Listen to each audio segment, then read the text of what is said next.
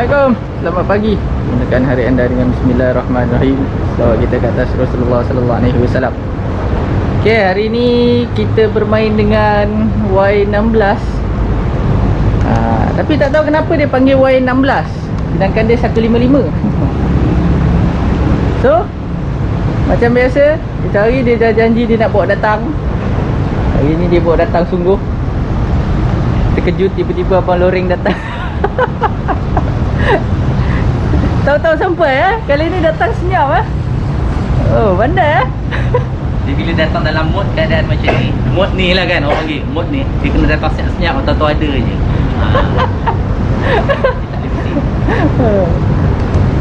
So, motor ni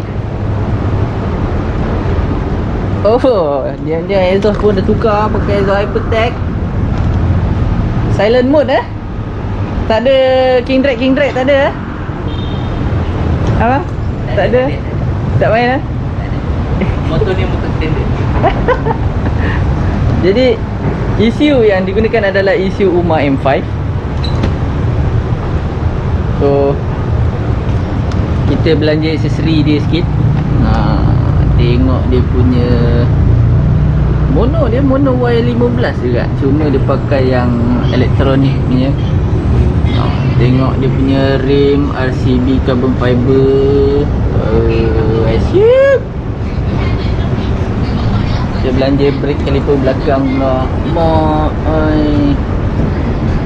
Popot Brembo. Depan suspension depan fork RCB adjustable.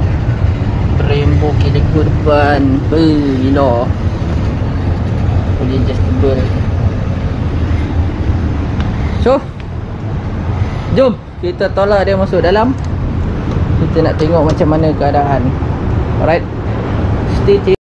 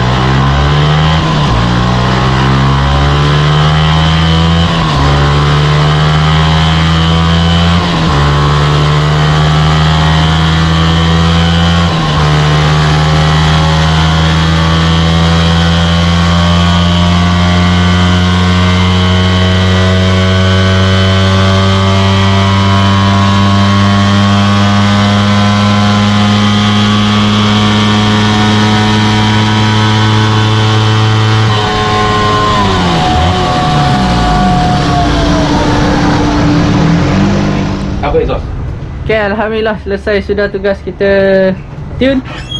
So memandangkan cover exhaust ni pergi lah. Cair. Oh, panas. Buka dulu. Jadi jom kita tengok horsepower yang terhasil adalah sebanyak 19.65 horsepower, torque 11.63 foot-pound. So air. Jadi 13,000 lebih sikit RPM. Ni so dia punya peak power dekat RPM 10,000. Lebih sikit pun boleh lagi, 10.2, 10.3 macam tu lah. Lebih sikit. So main kaki aku Ellie. Main kaki aku. Speed lebih kurang 17 lebih, 175, 176. Okay lah untuk motor standard. Gimana? Jadi macam mana? Cover exhaust cair. Ni nak beli, Tengok Shopee terus tu. beli terus, buy dengan NCAP ni 14 ni okay, buy now, place order, Laju buat kerja. pay.